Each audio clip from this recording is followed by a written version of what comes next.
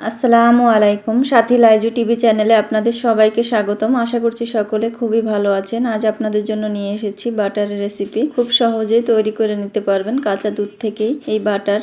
আজকের রেসিপি আপনাদের অনেক উপকারে আসবে। যে কোনো সময় এই বাটার থেকে আপনারা ঘি তৈরি করে নিতে পারেন। আশা করছি আজকের রেসিপি অনেক ভালো লাগবে। ভালো লাগলে অবশ্যই ভিডিওটি লাইক দিবেন, চ্যানেলটি সাবস্ক্রাইব করে আমাদের সাথে থাকার অনুরোধ রইল। এরই মাঝে যারা আমার চ্যানেলটি সাবস্ক্রাইব করেছেন সকলকে অসংখ্য ধন্যবাদ। তাহলে চলুন রেসিপিটি শুরু করি। এখানে আমি ফুল ক্রিম গরুর দুধ নিয়েছি 1 কেজি। দুধটা কিন্তু আমি জাল করিনি, কাঁচাই আছে। এই দুধটা আমি নর্মাল ফ্রিজে রেখে দিয়েছিলাম 3 ঘন্টার জন্য। এখন শীতের সময়, এই জন্য বেশি সময় রাখার দরকার নেই। 3 ঘন্টা রাখলে কিন্তু ভালোভাবে ঠান্ডা হয়ে যাবে। এবার আমি একটা ব্লেন্ডারে ভালোভাবে ঢেলে নিচ্ছি। ঢেলে নিয়ে ঢাকনা দিয়ে আমি এটা ব্লেন্ডার করে নিব 5 মিনিট। প্রথমে আমি 1 মিনিট ব্লেন্ডার করে নেওয়ার পর বন্ধ করে দিব ব্লেন্ডারের জারটা। ব্লেন্ডার বন্ধ করে দিয়েছি। আবারও 1 মিনিট করে ব্লেন্ডার করে নিচ্ছি। এভাবে আমি থেমে থেমে ব্লেন্ডার করে নিব 5 মিনিট। এরই মাঝে কিন্তু আমি 2 মিনিট মতো ব্লেন্ডার করে নিয়েছি। এবার আমি আপনাদের কাছ থেকে দেখিয়ে দিচ্ছি। দেখুন এরকম বাবল হবে। এরকম বাবল হতে হতে কিন্তু আমাদের বাটারটা উপরে ভেসে উঠবে। আবারও আমি ঢেকে আমি ব্লেন্ডার করে নিচ্ছি 3 মিনিটের জন্য। 3 মিনিট থেমে থেমে কিন্তু আমরা ব্লেন্ডার করে নিব। একবার থামিয়ে দিয়ে আবারও ব্লেন্ডার এভাবে করে নিতে হবে। থেমে থেমে আমাদের 3 মিনিট ব্লেন্ডার করে নিতে হবে। এবার দেখুন কত সুন্দরভাবে বাটারটা কিন্তু উপরে উঠে এসেছে। খুব সহজ কিন্তু এটা তৈরি করা।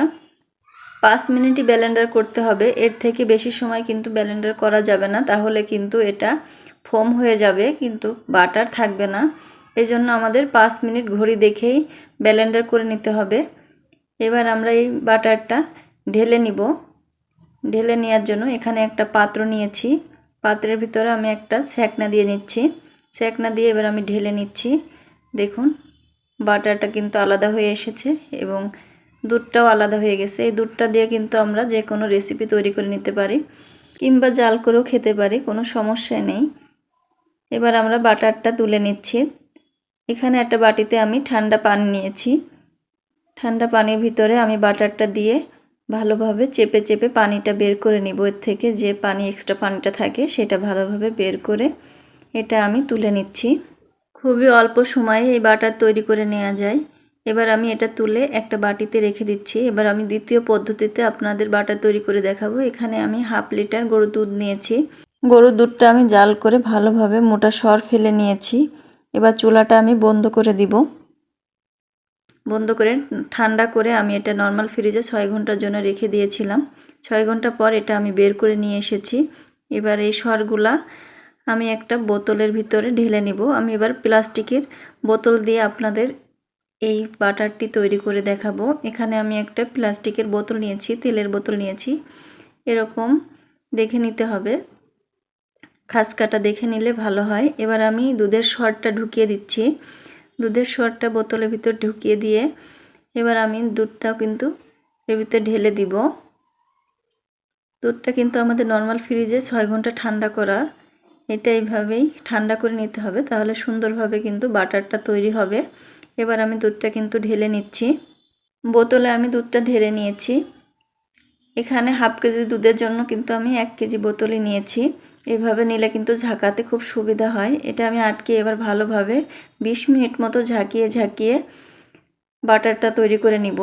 যত ভালো ঝাঁকানো হবে তত ভালো কিন্তু বাটারটা তৈরি হবে।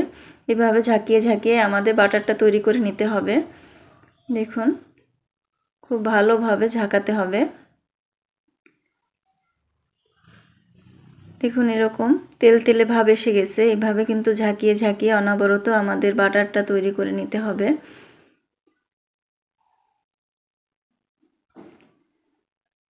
আমি কিন্তু ভালোভাবে এটা ঝাঁকিয়ে নিচ্ছি। যত ভালোভাবে সম্ভব এটা কিন্তু ভালোভাবে ঝাঁকাতে হবে।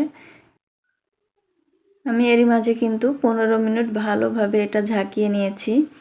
দেখুন এইভাবে ঝাঁকানোর ফলে কিন্তু বাটারটা আলাদাভাবে ভেসে উঠবে। এবার আমি আপনাদের কাছ থেকে দেখিয়ে দিচ্ছি। দেখুন বাটারটা কিন্তু আলাদা হয়ে এসেছে, দুধটাও আলাদা হয়ে গেছে, আপনারা নিশ্চয়ই দেখে বুঝতে পারছেন। আমি আরও 5 মিনিট এটা ভালোভাবে ঝাঁকিয়ে নিচ্ছি। আবারও 5 মিনিট ভালোভাবে ঝাঁকিয়ে এটা আমরা তৈরি করে নিব। এবার 5 মিনিট পর এটা এবার দেখুন, আপনাদের দেখিয়ে দিচ্ছি উপরে কিভাবে বাটারটা কিন্তু ভেসে উঠেছে। এবার আমি একটা বাটিতে এটা ঢেলে নিচ্ছি। বাটিতে আমি সরাসরি ঢেলে নিচ্ছি। সম্পূর্ণ দুধটা কিন্তু আমি ঢেলে নিচ্ছি।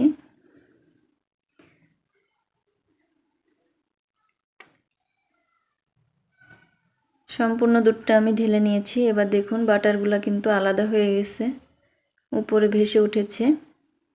খুব সহজে কিন্তু এভাবে আপনারা বাটার তৈরি করে নিতে পারবেন। এই বাটার থেকে কিন্তু আমরা ঘি তৈরি করে নিতে পারবো। শুধু চুলায় যদি আমরা কড়াইতে জাল দিই তাহলে কিন্তু ঘি হয়ে যাবে।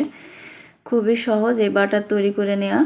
কোনো রকম সরের ঝামেলা ছাড়া, সর তোলার ঝামেলা ছাড়াই আপনারা খুব সহজেই এই বাটারটি তৈরি করে নিতে পারবেন। এখানে আমি ঠান্ডা পানি নিয়েছি, পানির ভিতরে আমি বাটারটা দিয়ে একটু ভালোভাবে ধুয়ে পরিষ্কার করে নিব। এরকম ধুয়ে নিয়ে আমি ভালোভাবে চিপে পানিটা কিন্তু ফেলে দিব। দেখুন কত সুন্দরভাবে তৈরি হয়ে গেল বাটার।